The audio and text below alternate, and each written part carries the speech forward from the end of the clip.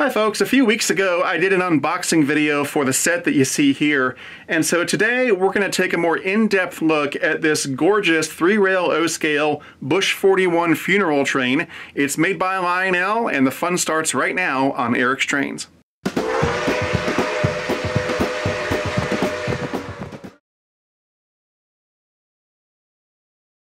Alright, so we'll begin things with a little backstory on the Bush Funeral Train, starting with UP 4141, which is an SD70 ACE. Now, 4141 did not get this paint scheme as a result of President Bush passing away. It actually got this Air Force One inspired paint scheme back in 2005 as part of an event at the Bush Presidential Library. After that event, 4141 was put into revenue service where it stayed for several years, but eventually it ended up being put in storage in 2009 due to the financial crisis that hit in 2008. It remained in storage until President Bush passed away in November of 2018, at which point it was brought out and used to carry his funeral train along with several other locomotives, including the heavier SD70 AHs. After 4141 carried the funeral train, it was decided to donate it to the George H.W. Bush Presidential Library on the Texas A&M campus. The plan was to have it on display by 2020. I don't know if that has happened yet. I don't think it has. I'm sure COVID probably slowed that process down, but at any rate, the plan is to eventually have this locomotive on permanent display at that library. Now, of course, the Bush Funeral Train was very popular with railroad enthusiasts as well as model railroaders, and so it was a no-brainer that companies like Lionel and MTH and others would create their own replicas of the funeral train.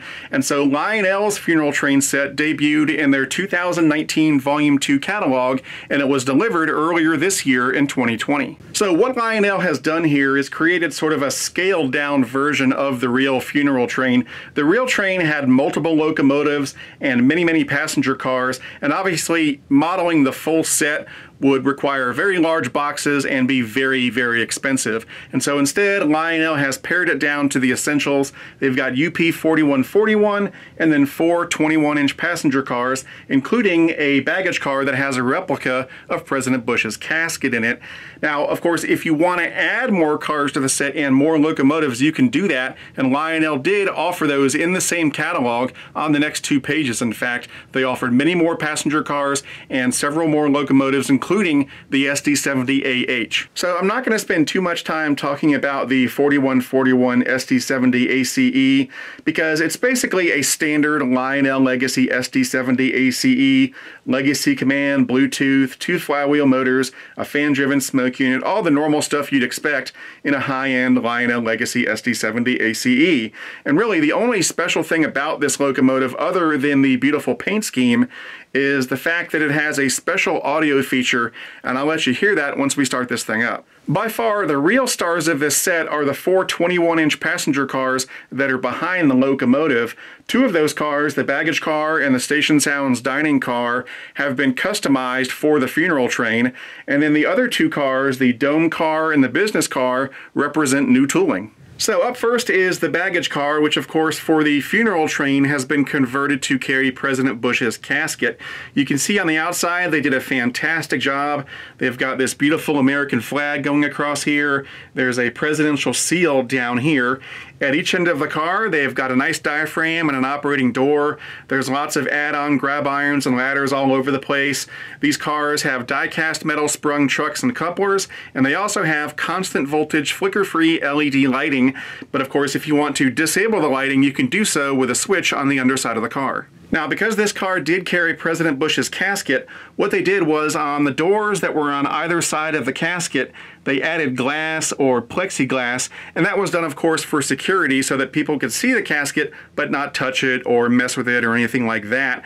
And so Lionel has replicated that on this car, so you can see the casket in there, but you can't touch it because there's a clear plastic insert here, and there's one on the other side as well. So in just a second, I'm going to open up the car to give us a better look at the casket and the flag that's over it, but I'm going to go ahead and warn you right now that you probably shouldn't start counting the stars and stripes on that flag, because from what I can see, it is not a properly configured American flag. Now, that's unfortunate. I wish they had gotten it right, But to be honest, nobody's ever going to really notice except if they spend a long time studying it. For most people, they're not going to notice, and for me, it's unfortunate, but it's not a deal breaker, and it's certainly not a reason to not get this set. Anyway, let's go ahead and take a look.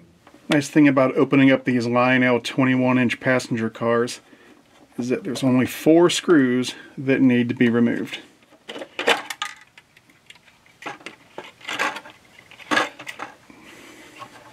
And we'll just disconnect the lighting wires, and we're done.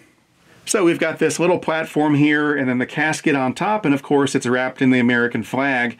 Now the flag itself, it's not paper, it's like a plastic cloth material, so it's a little bit nicer than paper. And yeah, now that I can get a better look at it, the flag is not in the proper configuration. There may be 50 stars on here, but the stars are not arranged properly. They're arranged in a simple grid formation, which of course is not correct. And all I can say about that is that's a risk you take when you have an American flag made over in China.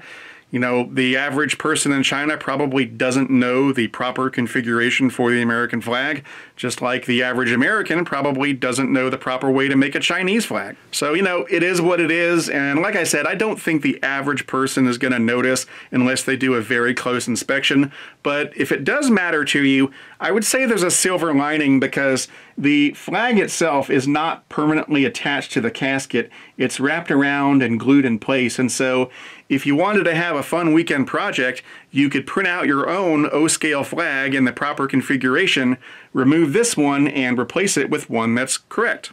Up next is the Overland StationSound's dining car, and this is my favorite piece in the entire set because it contains so many sound effects that were custom made just for the funeral train.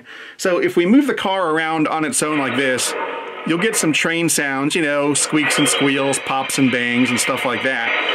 But if you want to unleash the full potential of this sound car, you have to program it into your legacy or TMCC system just like you would with a locomotive. I've already done that, so without further ado, let me demonstrate some of the wonderful presidential sounds of the Overland StationSound's dining car. George Herbert Walker Bush, the 41st President of the United States. Born in 1924 in Milton, Massachusetts, at the age of 18, Bush enlisted in the U.S. Navy as a naval aviator. He flew 58 combat missions and was shot down in 1944, but managed to evade capture. During this time, Bush met his future First Lady, Barbara Pierce, and they married in 1945. At the end of World War II, Bush enrolled at Yale, graduated in 1948, then moved to Texas, co-founding Zapata Petroleum. Bush's early political life included chairman of the Harris County, Texas Republican Party in 1963, the House of Representatives in 1966, U.S. Ambassador to the United Nations in 1970, and chair of the Republican National Committee in 1972 under President Nixon. Chief of the U.S. Liaison Office in the People's Republic of China in 1974 and Director of the CIA in 1976 under President Ford, and he became the 43rd Vice President of the United States in 1981 under President Reagan. While still a sitting vice president, Bush began a run for president of the United States and won the party's nomination in 1988, delivering one of his most famous speeches. A brilliant diversity, spread like stars, like 1,000 points of light in a broad and peaceful sky. Bush went on to win the presidency in 1989. I come before you and assume the presidency at a moment rich with promise. We live in a peaceful, prosperous time, but we can make it better. For a new breeze is blowing, and a world refreshed by freedom seems reborn.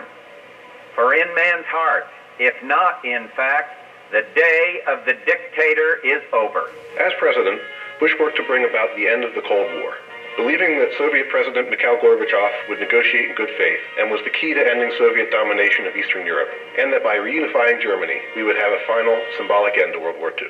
We are approaching the conclusion of an historic post-war struggle between two visions, one of tyranny and conflict, and one of democracy and freedom. The review of U.S.-Soviet relations that my administration has just completed outlines a new path toward resolving this struggle. President Bush championed voluntary service to solve numerous social issues, and famously used his 1,000 points of light speech to advocate for the power of citizens to solve community issues. I've spoken of 1,000 points of light, of all the community organizations that are spread like stars throughout the nation doing good. Throughout his presidency, Bush issued the Daily Point of Light Award to numerous volunteer citizens, a tradition still carried out by presidents today, and in 1990 created the Points of Light Foundation, later merging with the Hands On Network and renamed Points of Light. After the invasion of Kuwait by Iraqi leader Saddam Hussein and subsequent economic sanctions against the country, Bush asked Congress to approve a joint resolution authorizing a war against Iraq in 1991. Just 2 hours ago, Allied air forces began an attack on military targets in Iraq and Kuwait. These attacks continue as I speak. With the economy in recession and a large deficit in 1992, Bush and congressional leaders battled to agree on a budget proposal, using spending cuts and taxes. But Bush had famously said, Read my lips.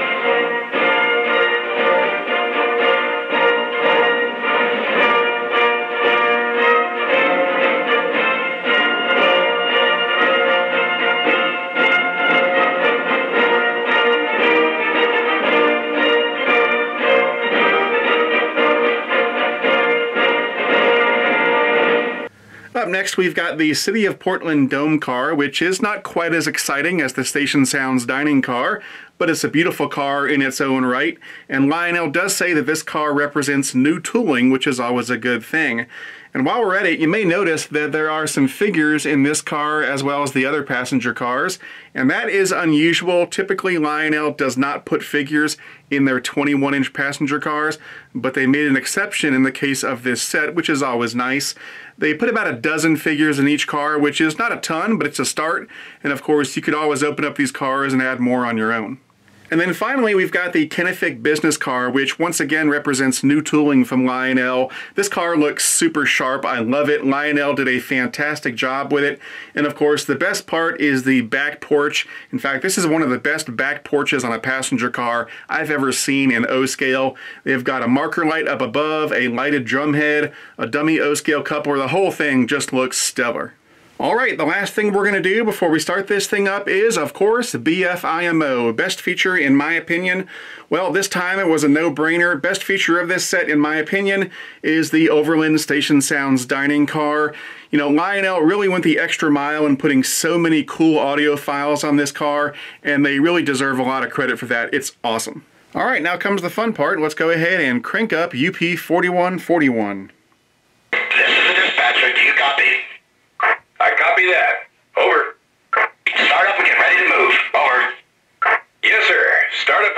Goodbye. Out.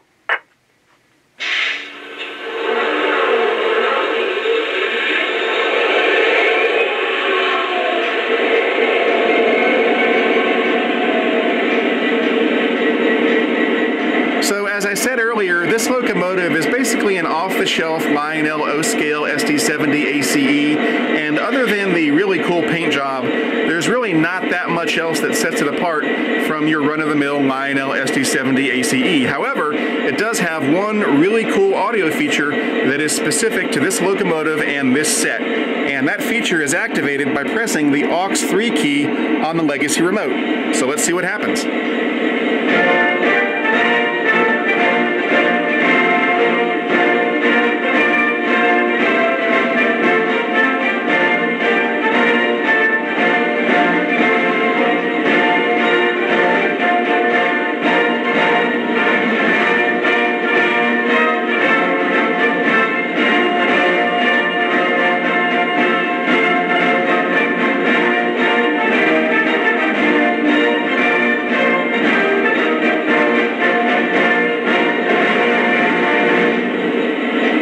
The StationSound's dining car also plays Hail to the Chief, but I think it was really cool that they added it to the engine as well. That way you don't have to keep on switching to the baggage car just to hear one of the presidential sound bites. You can do it right here on the engine very easily.